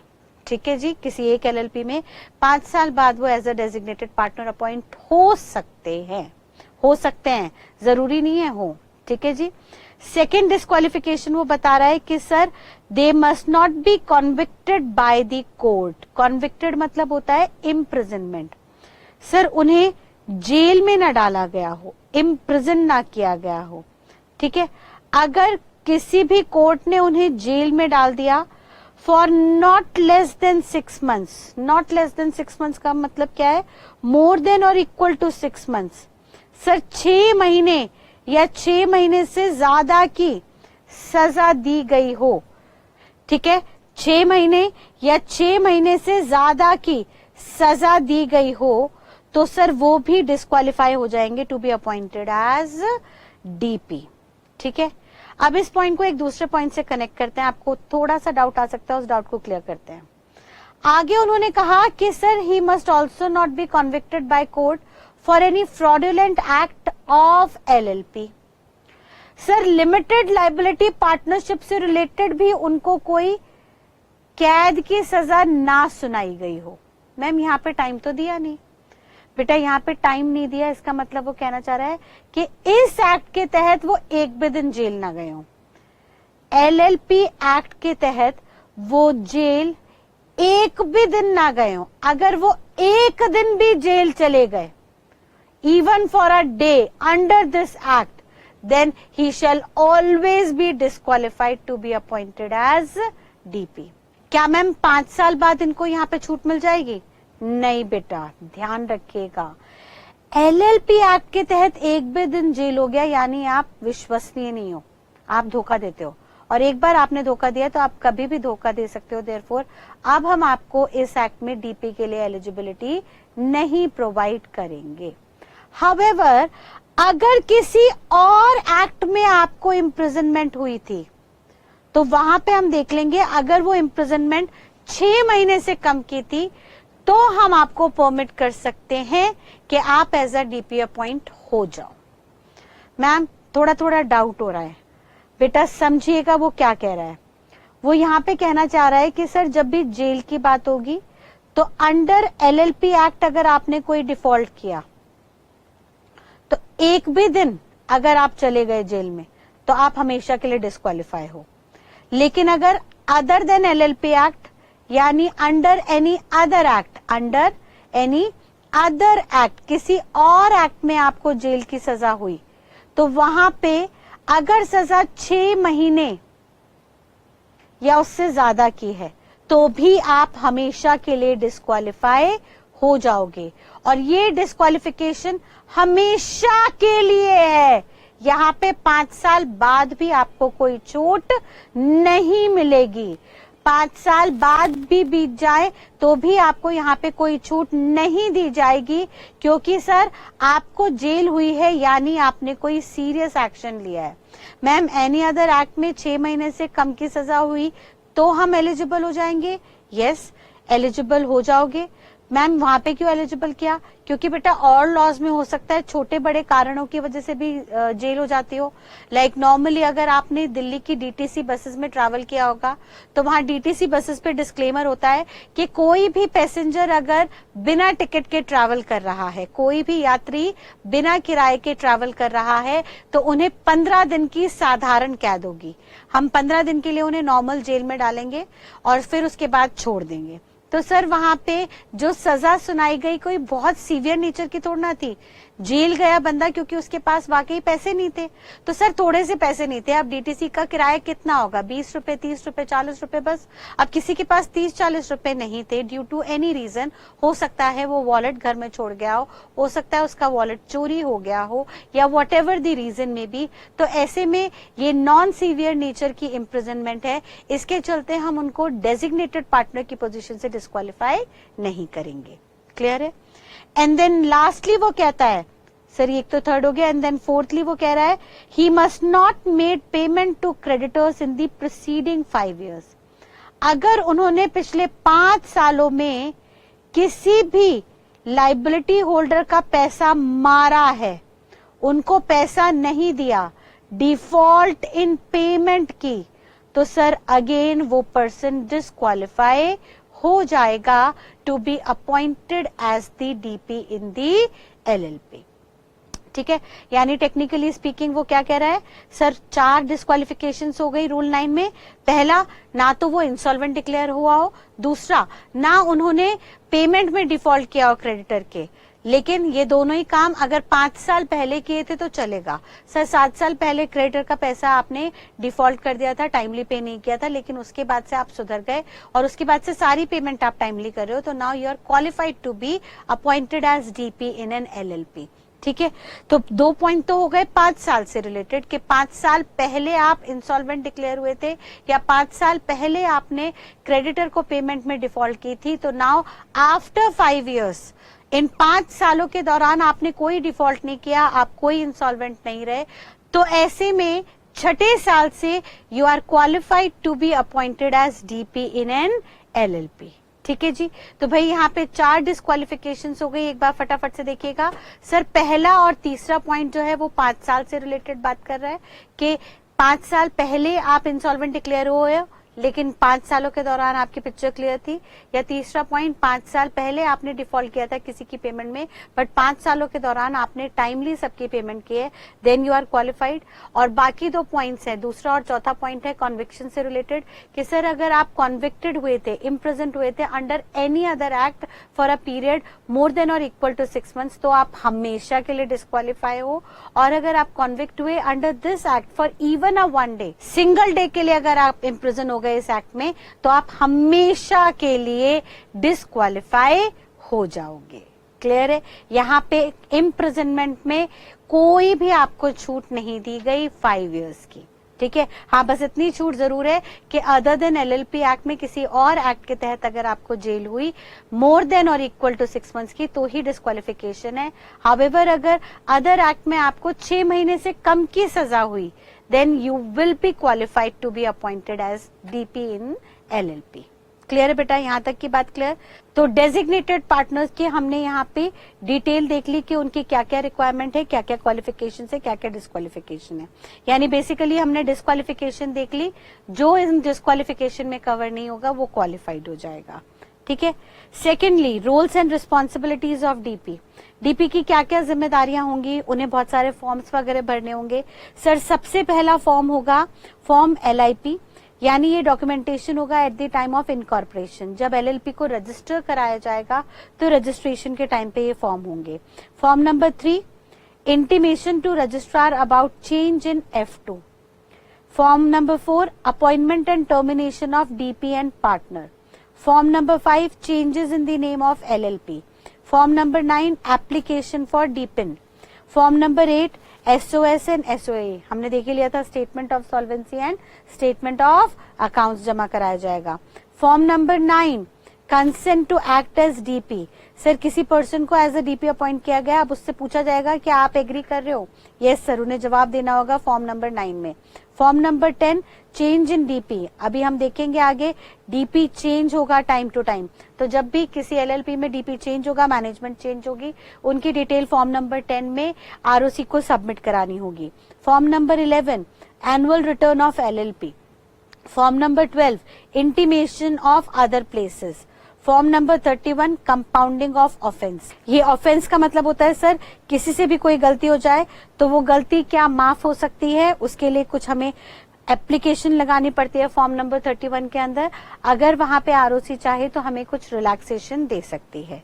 ठीक है जी, तो यहां तक हमने टेक्निकली डीपी से रिलेटेड प्रोविजन पढ़े। इससे आगे के प्रोविजंस हम अगली क्लास में देखेंगे। आज की क्लास को हम यहीं पे वाइंड अप करते हैं एक बार क्विक रिकैप के साथ। हमने देखा सर एलएलपी आज की डेट में करंटली बेस्ट बिजनेस फॉर्म है। इसके लिए लॉ बनाया गया, जे ईरानी कमेटी ने 2005 में लॉ बनाया जो 2008 में इफेक्टिव हुआ एलएलपी एक्ट के नाम से। ये जो एक्ट है वो होल इंडिया में एप्लीकेबल है इंक्लूडिंग जम्मू एंड कश्मीर, और यहाँ पे पार्टनरशिप फर्म इनकॉर्पोरेट होती हैं under certain features of company also. ये एप्लीकेबल हुआ था 31 मार्च 2009 से। हाउएवर एक्ट पास हो गया था 2008 में on the recommendations made by J Irani committee. फिर हमने देखा था एलएलपी एक ऑल्टरनेटिव बिजनेस व्हीकल है जिसके अंदर लाइबिलिटी सब पार्टनर्स की लिमिटेड होगी और यहाँ पे एक एग्रीमेंट बनेगा जिसको हम LLP का नाम देंगे। फिर हमने देखा था सर इसके सेलियंट फीचर्स के ये बॉडी कॉर्पोरेट होता है, परपेचुअल सक्सेशन होती है, कम से कम 2 लोग चाहिए जिसमें से एक पर्सन इंडियन रेजिडेंट होना चाहिए। यहाँ पे कोई भी एक पार्टनर बाकियों के लिए लाइबल नहीं होगा। एग्रीमेंट होगा जिसके तहत सारी टर्म्स एंड कंडीशंस पार्टनर्स को फॉलो करनी होगी। लाइबिलिटी लिमिटेड होगी, सेंट्रल गवर्नमेंट का इन्वॉल्वमेंट होगा और इंडियन पार्टनरशिप एक्ट अभी भी एप्लीकेबल है लेकिन वो LLP पे अप्लाई नहीं होगा। फिर हमने फॉरेन LLP देखा, फॉरेन LLP परमिटेड है प्रोवाइडेड वहां पे हमें फॉर्म नंबर 24 के अंदर हमें डिटेल्स भर के देनी होगी to ROC of the state in which license office हम खोल रहे हैं या खोल चुके हैं, तो खोलने के 30 डेज के अंदर अंदर फॉर्म नंबर 24 जमा करना होगा हमें उस स्टेट के अंदर जहां पे ऑफिस है और दिल्ली के ऑफिस में भी। एंड उसके अंदर कंटेंट्स क्या क्या होंगे सर, यहाँ पे सारी फॉरेन एड्रेस डिटेल्स होंगी, इंडियन ऑफिस की डिटेल्स होंगी लाइसेंस ऑफिसर्स की, यानी 2 कंट्री हेड यहाँ पे अपॉइंट करने जरूरी है, इस कंट्री में 2 हेड होने जरूरी है, उनकी details and certificate of incorporation से रिलेटेड डिटेल्स। फिर हमने देखा LLP बनाने के लिए 3 एलिमेंट्स होंगे। एक तो LLP बनेगी जो सेपरेट लीगल एंटिटी है बट वो आर्टिफिशियल पर्सन है, खुद से कुछ काम नहीं कर सकती, तो उसके लिए एक्चुअल पर्सन इन्वॉल्वमेंट चाहिए होगा। पहले जुड़ेंगे उससे पार्टनर्स जो पैसा रेज करेंगे और पार्टनर्स के द्वारा दिए गए पैसे को मैनेज करने की जिम्मेदारी डेजिग्नेटेड पार्टनर की होगी जिसको DP बुलाएंगे। पार्टनर्स जो होंगे उनके कैपिटल कंट्रीब्यूशन हो सकते हैं अलग अलग फॉर्म में, अगर कैश में कंट्रीब्यूशन कर रहा है तो गुड, नॉन कैश में कर रहा है तो सर उसकी वैल्यूएशन होगी बाय CACM में या any other official notified by government. फिर हमने देखा सर पार्टनर की लाइबिलिटी जो होगी लिमिटेड होगी, सब्जेक्ट टू सर्टेन कंडीशंस हमने देख लिया था और उनकी ऑब्लिगेशन देखी थी। एंड हमने कहा LLP की रिस्पॉन्सिबिलिटी होगी कि ROC को फॉर्म नंबर 8 के अंदर SOS और SOA जमा कराए with in 6 months from the end of financial year. फिर हमने देखा था जो भी डेजिग्नेटेड पार्टनर होगा जिसको अपॉइंट किया जाएगा for managing the business, sir उसके कुछ फीचर्स होंगे। पहले तो कम से कम 2 डेजिग्नेटेड पार्टनर होने चाहिए जिसमें से एक इंडियन रेजिडेंट होना चाहिए और हर पार्टनर का DPIN होना चाहिए। हाउएवर अगर उनके पास कंपनीज एक्ट में DIN नंबर है, डायरेक्टर्स आइडेंटिफिकेशन नंबर है, तो उससे भी काम चल जाएगा। देन हमने DP की कुछ डिस्क्वालिफिकेशंस बताई। पहला सर 5 साल हो चुके हों उससे पहले इंसॉल्वेंट डिक्लेयर हुए हो तो चलेगा, या कभी भी इंसॉल्वेंट ना डिक्लेयर हुआ तो परफेक्ट है। और सर अगर कोई डिफॉल्ट किया हो क्रेडिटर को रीपे करने में तो ऐसे में भी आप यहाँ पे डिस्क्वालीफाई हो जाओगे। हाउएवर डिफॉल्ट अगर 5 साल पहले का है तो हम इग्नोर कर देंगे। एंड बाकी 2 डिस्क्वालिफिकेशन इम्प्रिजनमेंट से रिलेटेड थी। उन्होंने कहा इम्प्रिजन अगर LLP एक्ट के अंदर 1 दिन भी हो गए या किसी और एक्ट के अंदर 6 महीने या उससे ज्यादा के लिए इम्प्रिजन हुए तो जिंदगी भर के लिए आप डिस्क्वालीफाई हो जाओगे to be appointed as DP।